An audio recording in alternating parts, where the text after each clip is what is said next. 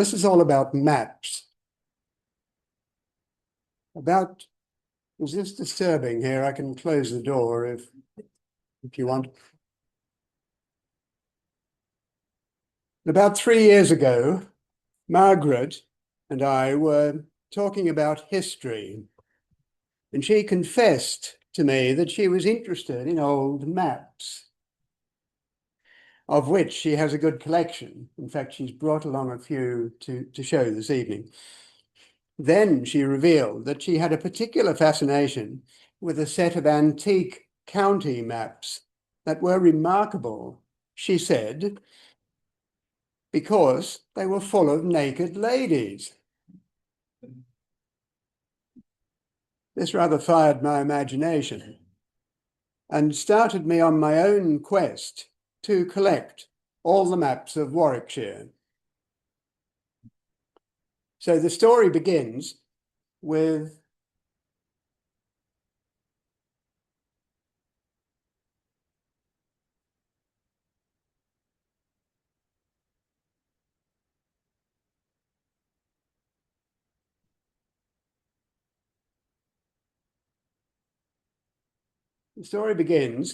Michael Drayton, one of our local poets and a contemporary of Shakespeare.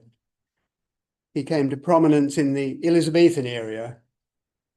Many of his works consisted of historical poetry, and he spent 20 years writing the epic Polyolbion, celebrating all the points of topographical or antiquarian interest in Great Britain.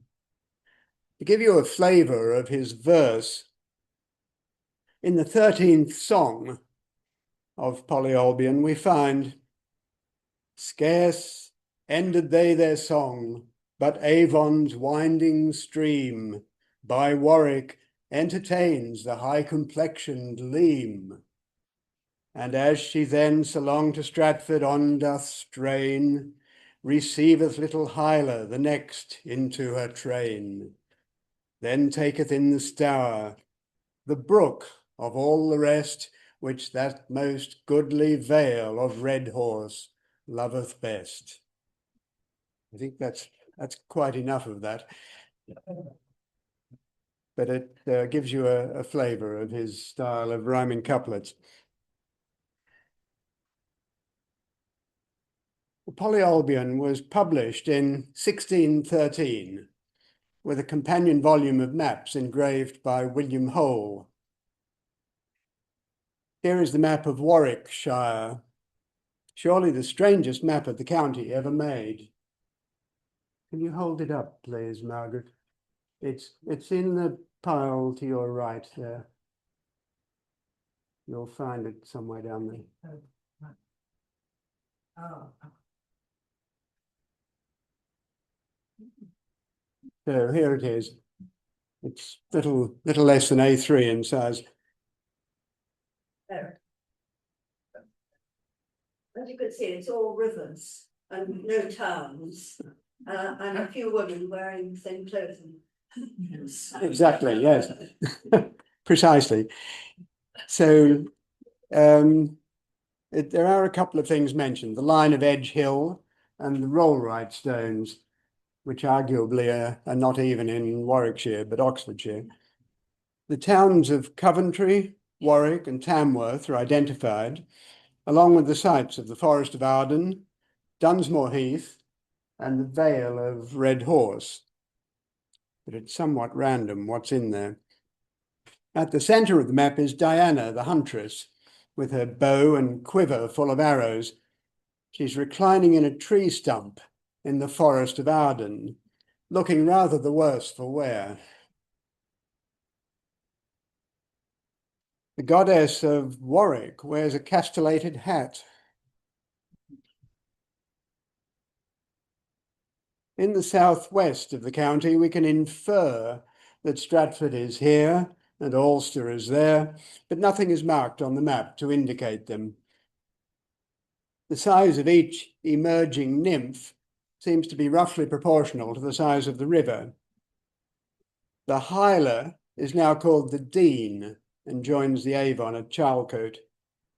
I rather like the metaphor of the country as a living thing in which the rivers are the veins in its system of circulation. And moreover, that each has a guardian nymph to protect it from mistreatment and pollution. If only they could.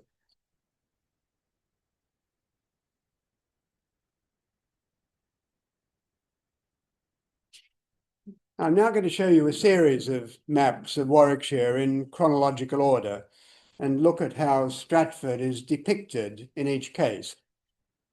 And this sort of follows the train of history over the past 300 to 400 years. All of these were produced after the Reformation, and they range in size from a playing card to a tablecloth.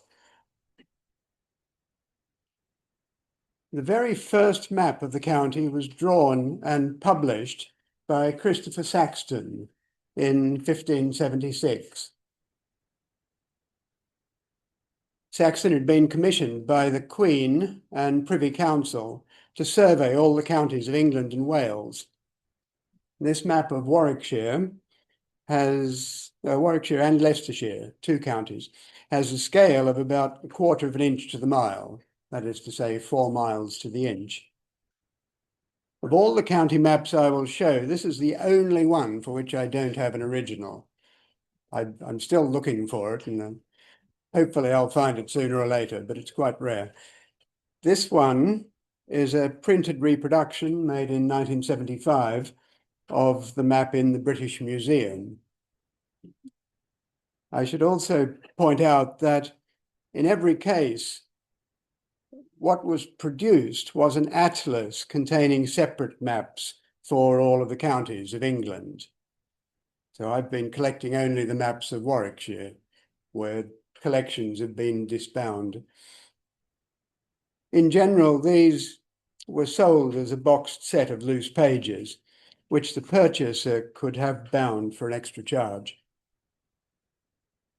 I'm going to show you, in each case, the big picture and then zoom in and show you the local area around Stratford. You can see that this map was not meant for everyday use. It's beautifully engraved, carefully printed, and lavishly coloured by hand, intended to be a work of art and learning for the grand libraries of aristocrats and gentlemen.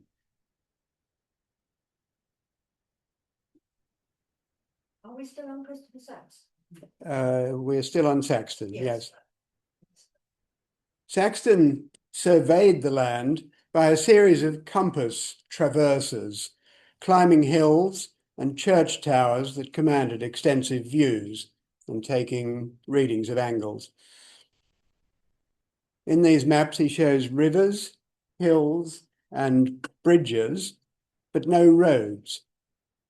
He uses standard symbols for towns and villages with a scale of miles, but neither compass nor key to the graphics.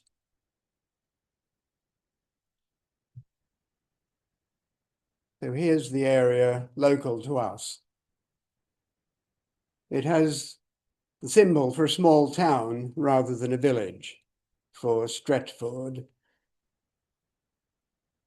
It shows the bridge. Hugh Clopton's bridge had been built nearly 100 years before this map was made.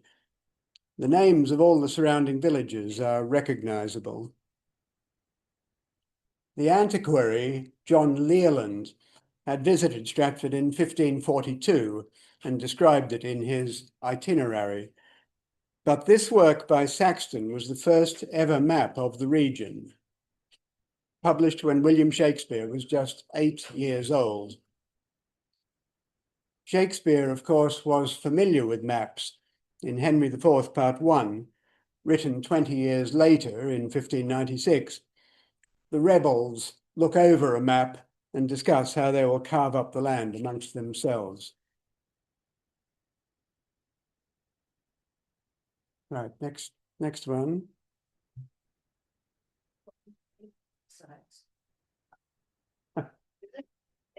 It's a small one, yes. Oh. Yes. So the great cartographer Mercator had made an atlas of all of Europe, including England and Wales, in 1595, big folio size prints. After Mercator's death, the Flemish engraver and cartographer Jodocus Hondius bought Mercator's plates, and in 1607 he published a scaled-down version of the big folio atlas, which he called an Atlas Minor. And each page is this size. And it was a great success, translated into several languages, printed through many editions. King Lear, written at about the same date, opens with the king using a map to divide his kingdom into 3 parts. This page shows the whole of southeast England with 16 counties. Warwickshire is in the top left corner, outlined in blue. Just to be clear, all maps printed before about 1850 were monochrome. It was simply black on paper. And all of the colouring was added afterwards by hand. Whoever coloured this one has been a bit over-enthusiastic, I think. It was a bit too much colour. But this is an original sheet from 1607.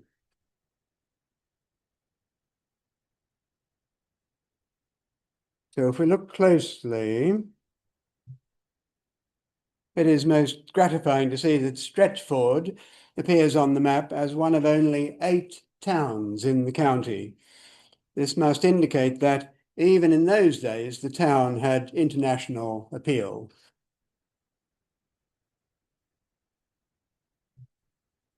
Well, the best known of all the early maps was published in 1610 by John Speed. Most people, if you ask them to name an early map of any county, they'll say John Speed. This is the one. This was also engraved in Flanders in the workshop of Jodocus Hondius. At that time, the Flemings were way ahead in terms of their ability in engraving and printing. It's no wonder that later Holland became an international leader in publishing, rivaling London. So this map includes town plans of Warwick and Coventry. Speed had benefited from the patronage of Sir Fulk Greville, later Lord Brooke, and he made a suitably fulsome tribute, which you see in that circle on the right, to the arms of such honourable families as have been Earls of Warwick. So we could see who he was trying to please. The local detail on the map is similar to that of Saxton, but with some revision of place names and spelling, but still no roads. The town is called Stratford upon Arwen, and the graphical symbol is different. Bridgeton now appears south of the river. Manorial estates are shown by a standard symbol, this sort of green circle with a fence around it, at Goldicote, Clopton, Hampton, and Cowton. Also, the hundreds are marked as here at the top in Barlacquay.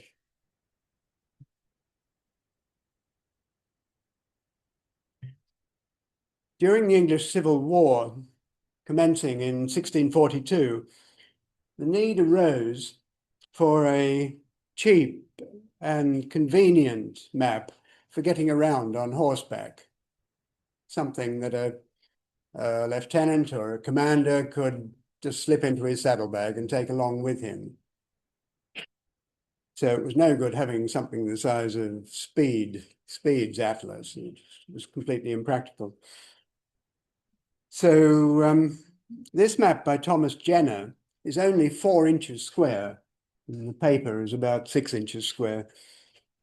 And it includes this mileage grid as a ready reckoner of the distance between each pair of towns. Reading across the line for Stratford, we see that it is 8 miles to Warwick, 13 to Coventry, and 18 to Nuneaton.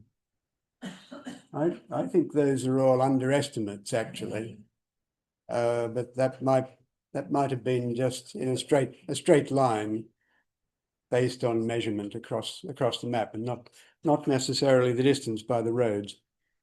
But the roads are not marked, so who's to know?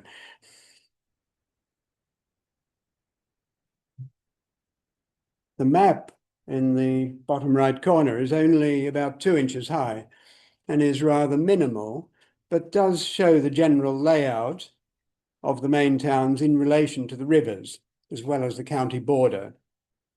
No functioning bridge is shown at Stratford because, in this date, 1644, the parliamentarian troops had knocked down one arch in the bridge, and so it was no longer viable to cross the river there.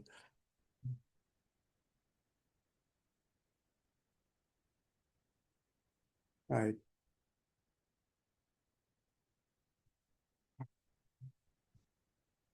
Next.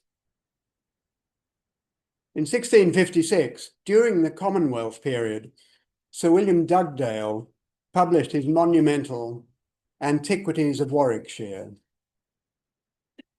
Included in the book was a county map engraved by Robert Vaughan, probably based on a drawing by Dugdale himself.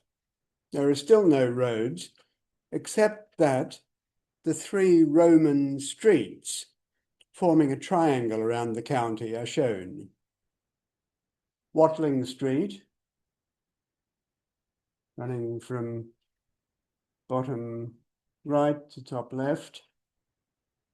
Ricknell Street, running more or less north to south from the left. And of course the Fosse Way, running from bottom left to upper right. Looking closely at the detail shows that the map is rather sparse, with a standard symbol for a tree used to fill in some of the spaces. Instead of upon, the Latinate soup is used for super. Thus we are Stratford soup Avon and Atherstone soup Stour. Curiously, on this map, estates such as Goldicote and Clopton do not appear. Dugdale's book also included separate maps for the 400s within the county, that is, Barlick, Kington, Knightlow, and Hemlingford. These are at a larger scale and include more detail, such as the estates here at Ragley and Oversley Court.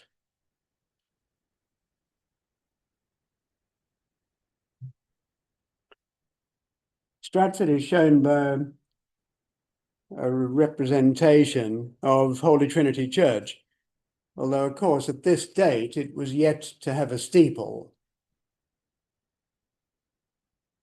Well, it had a very squat wooden structure with lead, but not the proper steeple that it has now. Borden Hill is marked on this map. For the first time, some roads are drawn. Stratford sits on the road from Warwick to Bidford, and to the northwest is the road to Henley. Surprisingly, no road is shown from Bridgetown toward Banbury, although the bridge had been restored in 1651.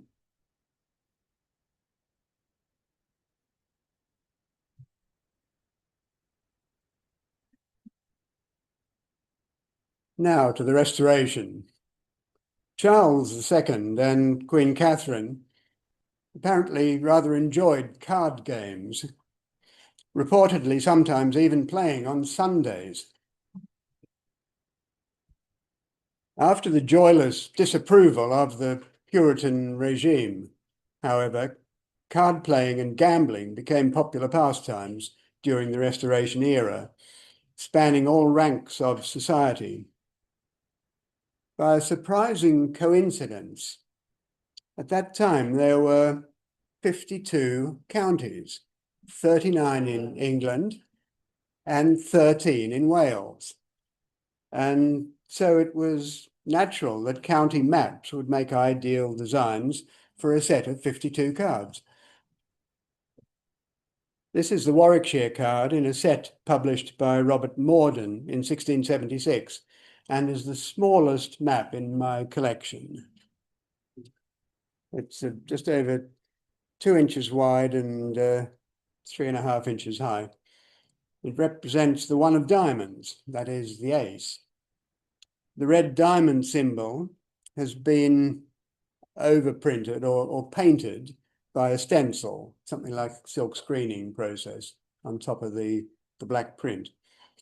The reverse side of the card is completely blank.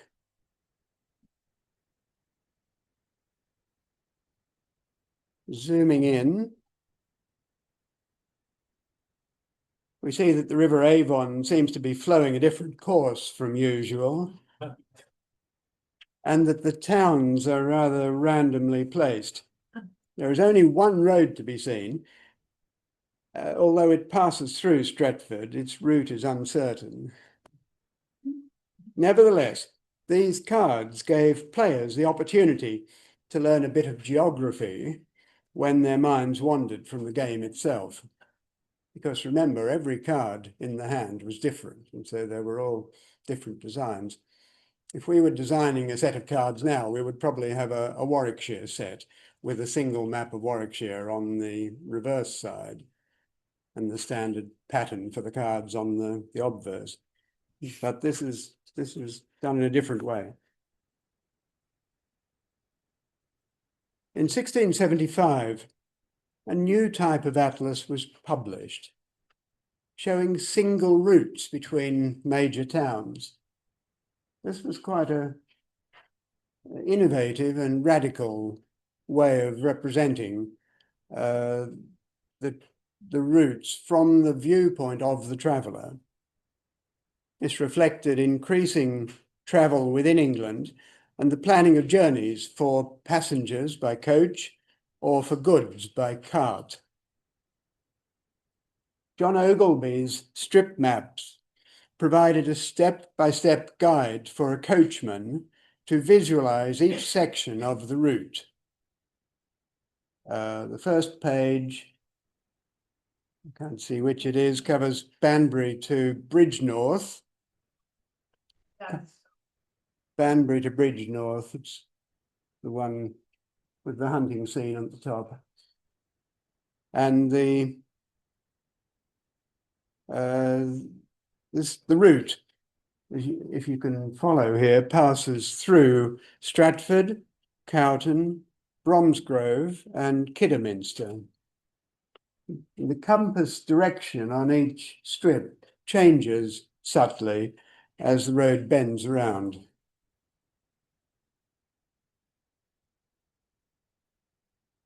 Another page in the atlas, it's the other one that Margaret has there, shows the route from Gloucester to Coventry, passing through Cheltenham, Winchcombe, Camden, Stratford, and Warwick. So this route is from southwest to northeast. The other one was from southeast to northwest. So they're more or less crossing one another, intersecting at Stratford. These pages were engraved by Wenceslaus Hollar, who had previously made the engravings in Dugdale's book. And they include charming illustrations of life in each region. They're really works of art. These will all be laid out here, so I invite you afterwards to come and have a close look at them. It's interesting to compare side by side the representation of Stratford in these two maps. You'd really expect it to be the same graphic. just the different roads in play, but they're surprisingly different. This is at 1 inch to the mile. 1 inch on the map is 1 mile on the road. And so considerable detail should have been possible. But it seems that they don't correspond to the actual town plan, sadly. Just an indication of houses and some cross streets.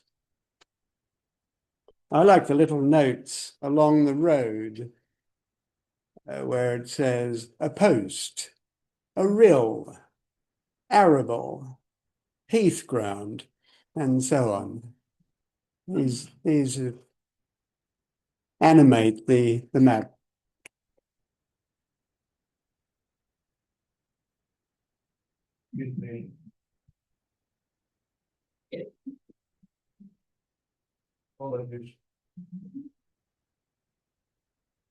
Well, at last, in 1693, a conventional map was published that included roads. This is the first map that actually shows a network of roads over the county. But the underlying cartography was still that of Saxton 120 years earlier. But the roads had been added to the plates. I think it's over near where you are, Jan. Roads had been added to the plates with many other additions and place names.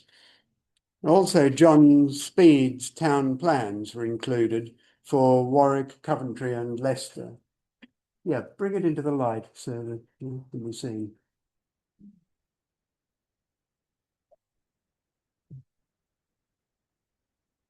This map looks like rather like the Speed map at first glance, but it's much rarer.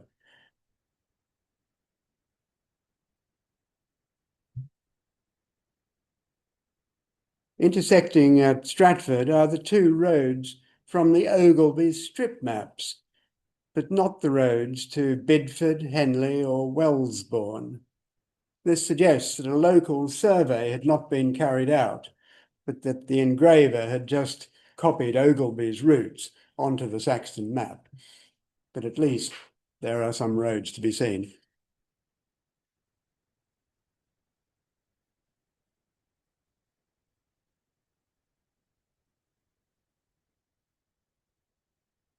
For the first half of the 18th century, the situation remained much the same. Engraving and printing processes improved, but always from copper plates, impressed directly onto handmade paper. Sorry, I don't think I got that one out. It's only about smaller than A4 in size.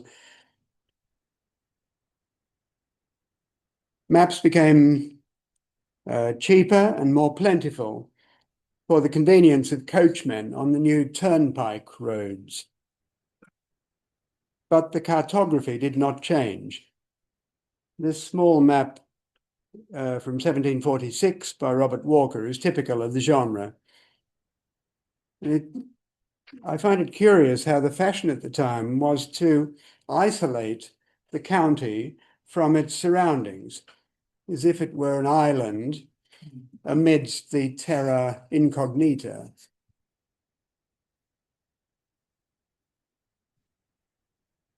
The main road through Stratford seemed to be that from the northwest, crossing the bridge and heading for Banbury. Note that there was apparently no direct route to Ulster at the time, at least if you believe the map. The road from Cowton, this road that runs right diagonally across the country, is part of the old Salt Way from Droitwich to London. And so this was a really significant road in medieval times.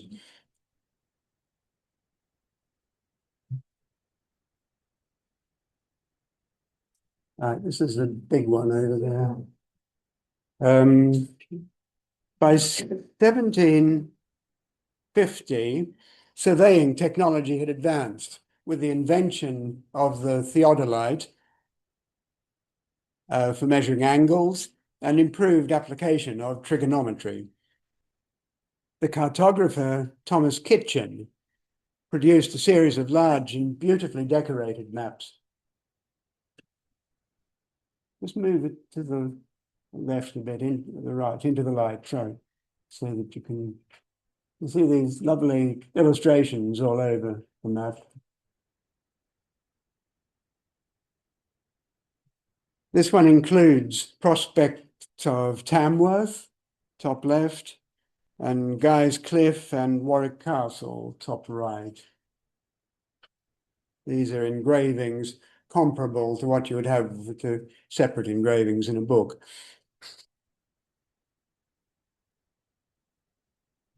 This map, for the first time, names the town as Stratford upon Avon, the name we have now, and it marks Bishopton, Bridgetown, and Schotterhich. It also indicates the college, that is the ecclesiastical college, and that there is a market on Thursday. And there is a plausible town plan with 5 parallel streets in one direction and 2 in the other.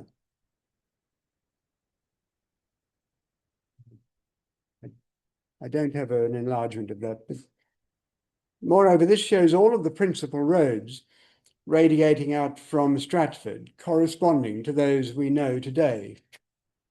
The road towards Ulster apparently ends at the Billesley intersection, but this doesn't mean that the road didn't exist, only that it had not been surveyed.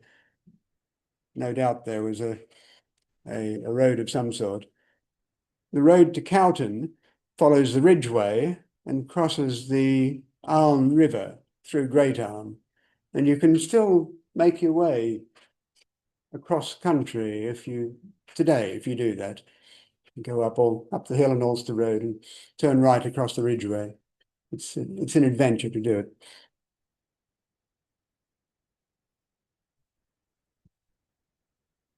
Well, the cartographer's task is to represent on a 2-dimensional surface the landforms and relative positions of towns, rivers, and roads. To be effective, he must communicate clearly so that the reader can identify the local features in relation to the whole area covered. It's literally a mapping of 3D space onto a 2D surface. The principles of graphic design also apply, with the need to balance lettering, line work, symbols, and layout in an overall harmonious way. From this viewpoint, my favorite of all the 200 maps in my collection is this one by John Carey, made in 1789 and sold in his shop in St. Paul's Churchyard in London, where all the best printers were located, of course. And I think it's outstanding in its uncluttered clarity. 3 styles of lettering are used consistently for market towns, in capitals, villages in lowercase, and smaller places in italic. Careful judgment has been applied as to what to include and what to omit, so that at county level, everything is in visual equilibrium. This whole county map is balanced and pleasing to the eye. The Foss Way in particular is marvelously conspicuous on this map.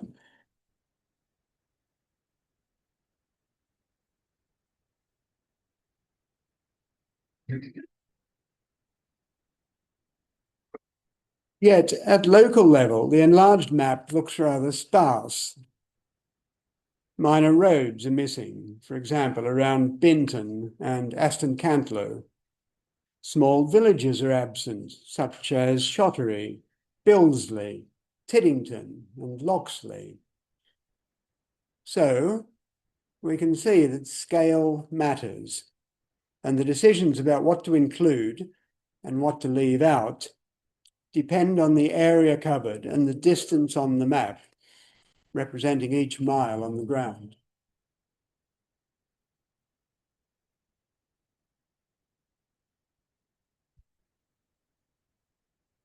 I'm now going to turn to town plans of Stratford.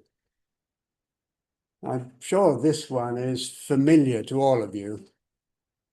This is the earliest known town plan by Samuel Winter in 1759. This was a pen and ink drawing. The original of this is held in the archives at the Birthplace Trust. At this time, the number of houses in Stratford was about 430, and the population just under 2,300, more or less the same as it had been in Shakespeare's day. The plan shows clearly the medieval layout of the 3x3 grid of streets, 3x3. These are exactly the streets set out in the subdivision of the Bishop of Worcester's new town in 1196. They persisted all that time, and of course they're still there today.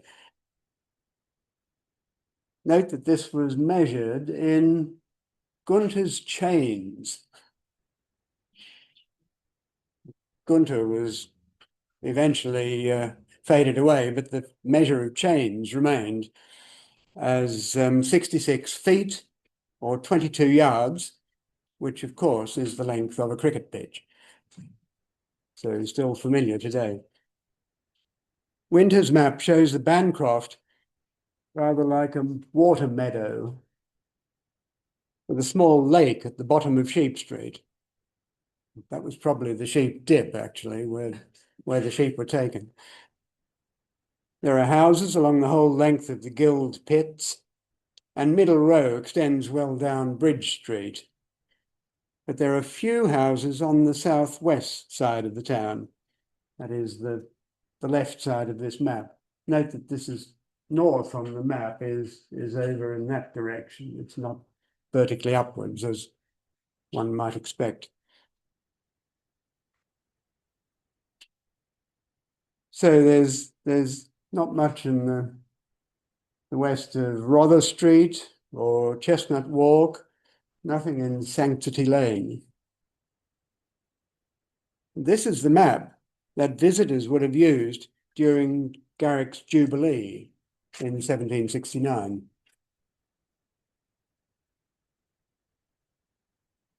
I'm always interested in the locality of the church.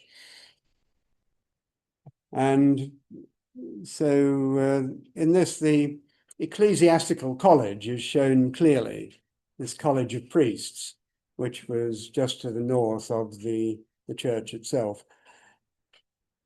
And also it had the whole block there right up to Bull Lane. So all that area above to the west of the building was a pleasure garden for the secular priests whose job it was to serve in the chantry and church.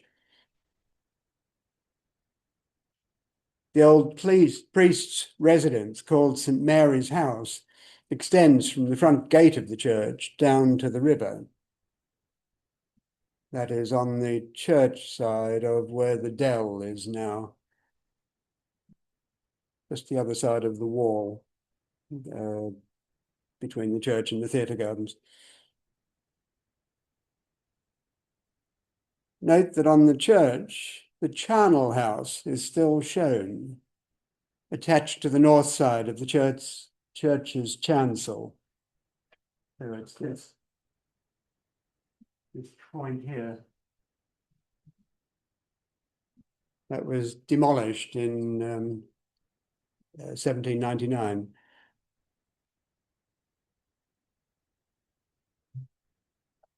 "50 years later, Robert Bell Wheeler included a town plan as the frontispiece of his Guide to Stratford upon Avon, his second book in 1814. You've got it there, Margaret.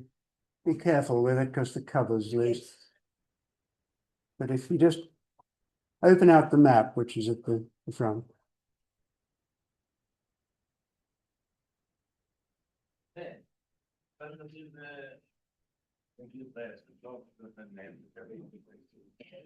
That's it. Yep, held it up.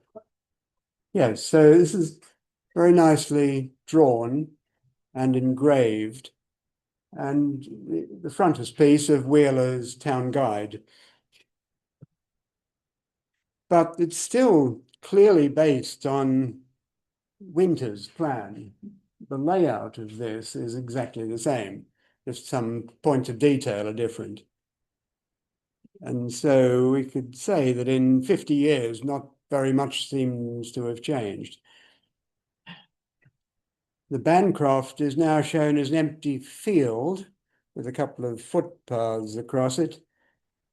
And it was soon to be, very soon after this was made, soon to be excavated to make a canal basin with wharves along waterside.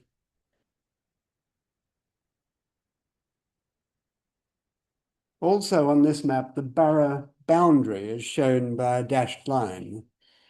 And that's the borough that was set out in the charter from Edward VI in 15, whenever it was, 53, I think. You see it here, coming along the river, crossing over, around, up here, up to Boundary Street, or Arden Street as it is now, and down just on the other side of the Guild Pits. That's the old borough boundary.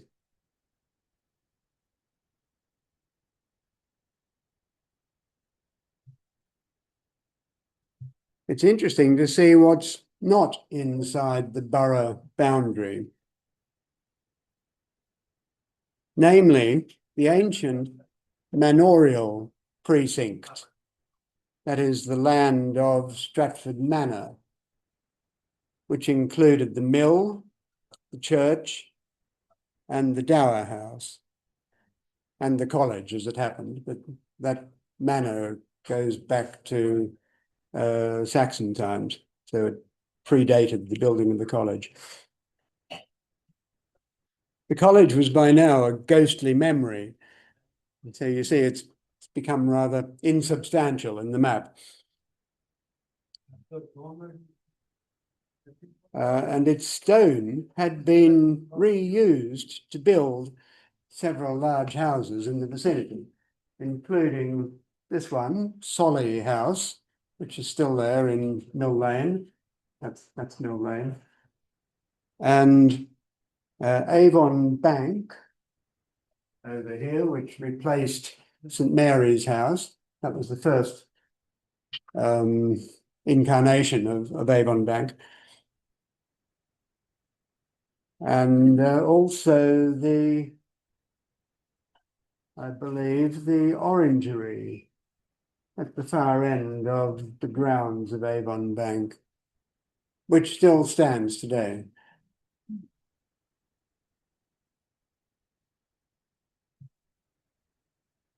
Or returning to county maps, in the latter part of the 1700s, the countryside was changing as the Industrial Revolution gathered pace. Steam-powered factories were created, people were moving to cities, Coventry and Birmingham exploded in their populations, and a network of canals was being built. These first appeared on maps as strong, wavy black lines. Here we see a map published by Jones and Smith in 1804. This is, yes, that one. It's a folding map. In this edition, the sheet, after printing, was cut into 12 pieces and then stuck onto linen backing. And it's still in good shape.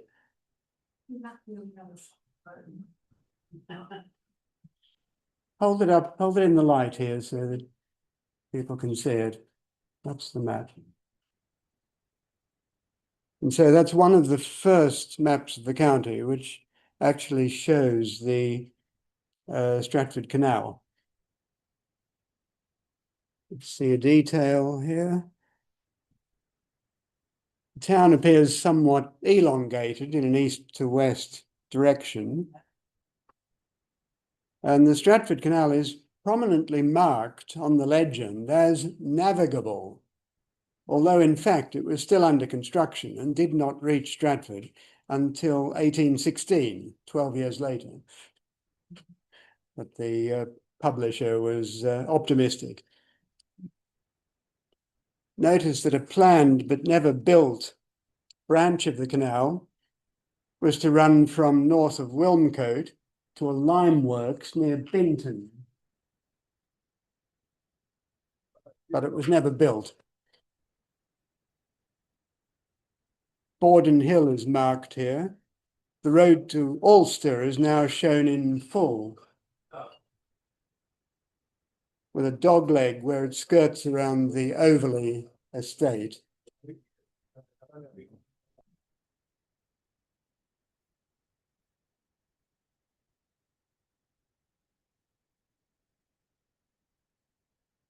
The Oversley estate near to Ulster.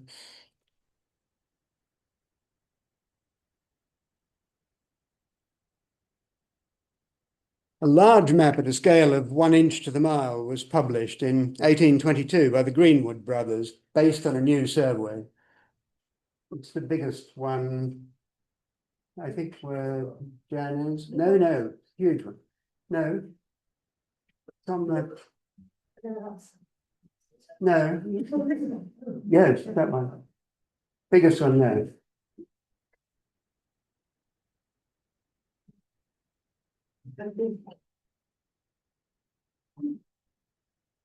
Yep, hold it in the light where it can be seen. So what Margaret is holding up there is 1/4 of the whole map. There are 3 more sheets of the same size. So he's holding up just this piece here, which has this really quite large engraving of Warwick Castle. It is dedicated to the nobility, clergy, and gentry of the county. So there is no doubt as to their target market. The map is so large that it's printed on 4 sheets, each of which is 26 by 21 inches. The actual route of the Stratford Canal is now shown, rather than the fantasy route on the previous map. And it's done in a more discreet style of drawing. The whole map is beautifully engraved and clearly printed with a dense black, so it's high contrast. Following Carey's good practice, 3 styles of lettering are used consistently. The street plan is presented in exquisite detail. So this is on that map that's being held up. Every house is shown. Of course, those town plans by Winter and Wheeler were already in circulation, but this is made from a new survey based on trigonometry and proper surveying. And it shows exactly the extent of the town in 1822. So you see the canal is this black line coming down and curving around down to the canal basin. And note the new development of houses between Guild Street and the canal. So in the top of this.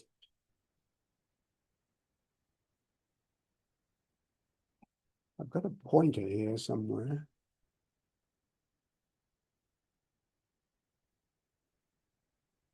There, look at that.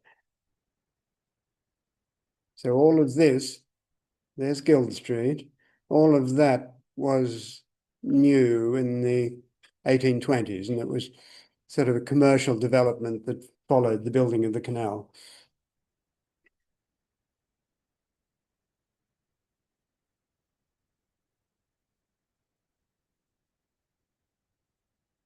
Well, as time went on in the 1800s, the day of the amateur and the private surveyor came to an end because the Ordnance Survey took over. It was formed in 1791, based at the Tower of London, and it was commissioned by Parliament to survey the whole of England and produce maps at a scale of 1 inch to the mile. Working their way northwards from the south coast, it took them until the 1830s to get to Warwickshire and to produce 6 sheets covering the county. This sheet is sheet 54, printed in 1832. This is the actual first edition of the Ordnance Survey map for Warwickshire, which also includes eastern bits of Worcestershire. Now the mapping is continuous. It does not stop at the county border. Borders, after all, are artificial constructs, whereas the land goes on. And it's also interesting to note that the width of the map reduces towards the top. Can you see there's a kind of a trapezium distortion on this? This is not a mistake or bad printing. It's because deliberately the edges of the map follow lines of longitude, which converging to the north.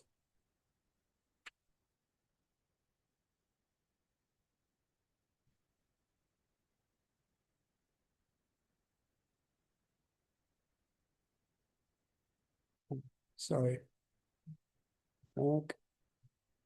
Back. There we are. Compared with the idiosyncratic methods of earlier cartographers, the OS maps were made systematically by large teams of men using the best equipment and techniques available. Hence, they were extremely accurate and brought a wealth of new information. In particular, they showed the topography of the surface by fine hachures, little markings on the fall lines of slopes, giving an impression of the 3D surface. This is the area representing the Welcome Hills.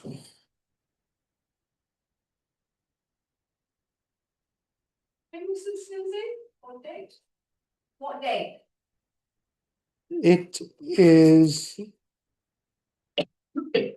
1832, this map, 1832, the first edition of the Ordnance Survey. So this area that you see here is about 2.5 by 1.5 inches on the map, and it shows how fine the detail is. Every house and garden is marked. New features in Stratford since the Greenwood map are the tramway bridge, built in 1823.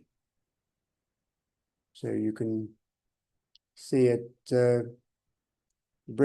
second bridge across the river and the tramway coming vertically downwards there. And that's the beginning of the tram line towards Morton. Union Street had been built in 1830, allowing access from the High Street through to the new development by the canal.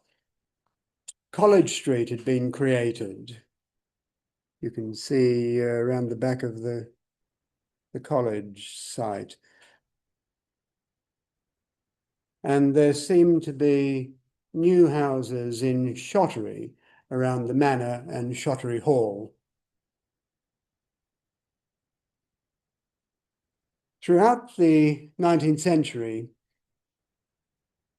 printing technology developed in leaps and bounds. First, the use of steel plates instead of copper plates, then through lithography, first on stone, then transferring the drawings onto zinc plates. These innovations enabled longer print runs, they reduced the cost per map, and permitted the addition of printed colour, enabling alterations to be made more quickly. All of this was necessary for the mapping industry to respond to the latest revolution that was sweeping across the land, changing the face of countryside and society alike. You may guess that I'm talking about the advent of the railways. This map by Edward Weller was first published in 1858, based on the Ordnance Survey map, but at a reduced scale of 3 miles per inch. Have you found it there, Margaret? I think it's that one. I hope that's the right one. This is the 7th edition. Maybe I got the wrong one.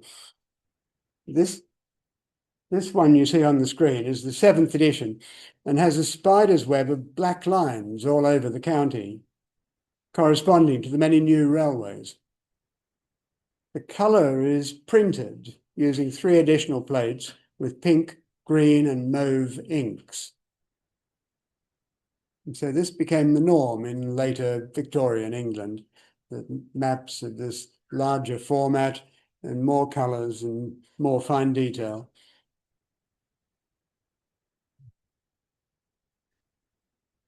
Here's the Stratford section. The first railway to reach Stratford was a branch line from Honeybourne in the southwest, opened by the Oxford, Worcester and Wolverhampton Railway in 1859.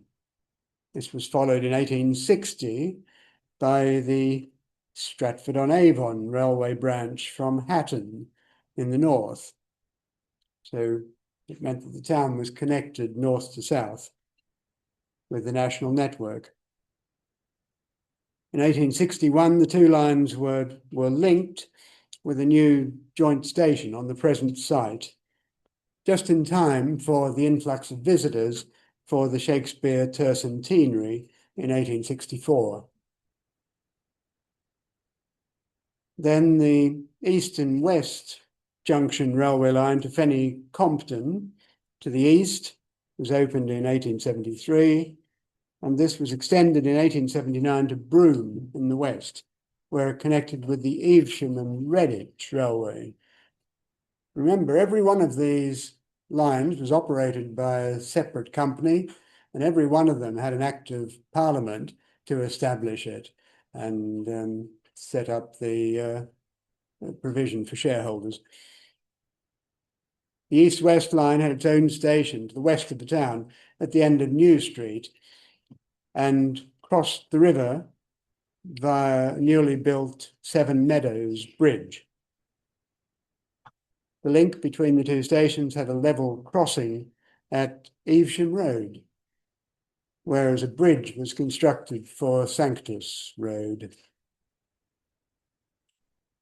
The lines on the map here, denoting the railways, are disproportionately thick and black, demanding attention, because ordinary people who could now afford mass-produced maps were keen to see where the railway lines went, and map makers needed to demonstrate that their maps contained the desired information. There was many companies producing things like this, and they were all competing. So we're getting to the end of my presentation now. I'd like to conclude with this one. As time passed, the Ordnance Survey came to dominate the industry. Other publishers continued to produce maps, notably Bartholomew in Edinburgh, but they used OS survey information under license. So they bought the mapping data and then reformatted or represented for perhaps for a different audience. But there wasn't a level playing field because then the OS began to compete directly with those publishers, producing their own maps to appeal to the consumer market. And so this little folded map from 1919 is shown here. And this combines the authority of the Ordnance Survey with attractive graphics and packaging, which came to set the national standard.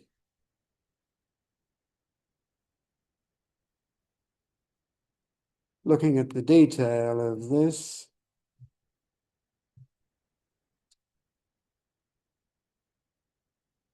this was first published in 1915 and revised in 1919.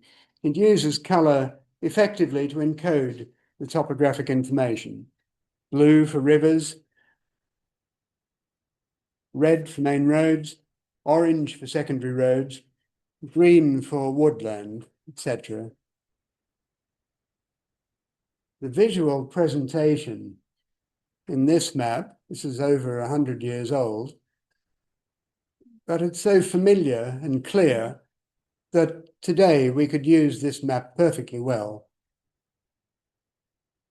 The grid squares are marked at 2-mile intervals, and bearings of latitude and longitude are given in the borders as degrees and minutes.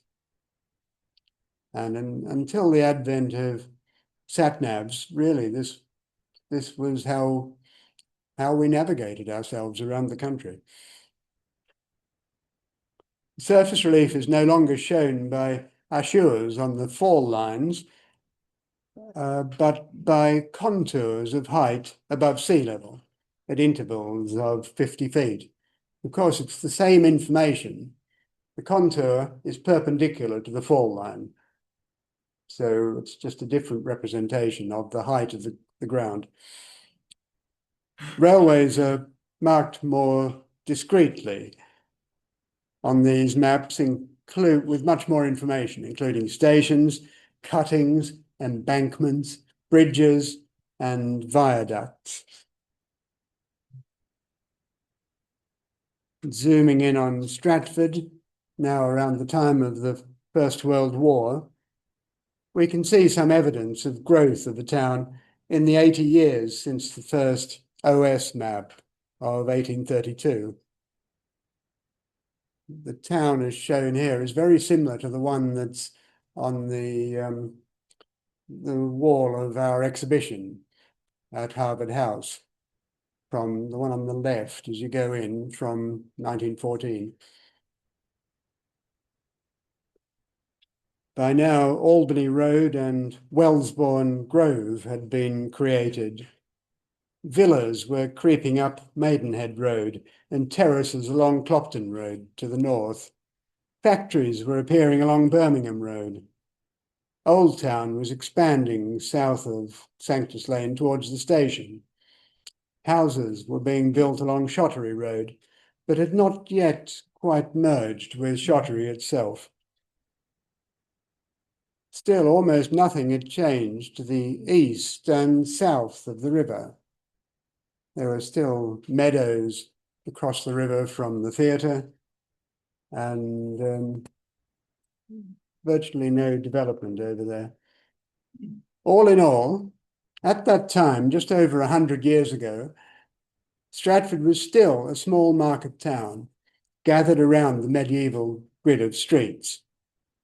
And many would say, in agreement with Ursula Bloom, that it was a golden age, and that, with the continuous growth that has gone on ever since, the quality of life has declined. Through maps, we get a glimpse of that process. Thank you.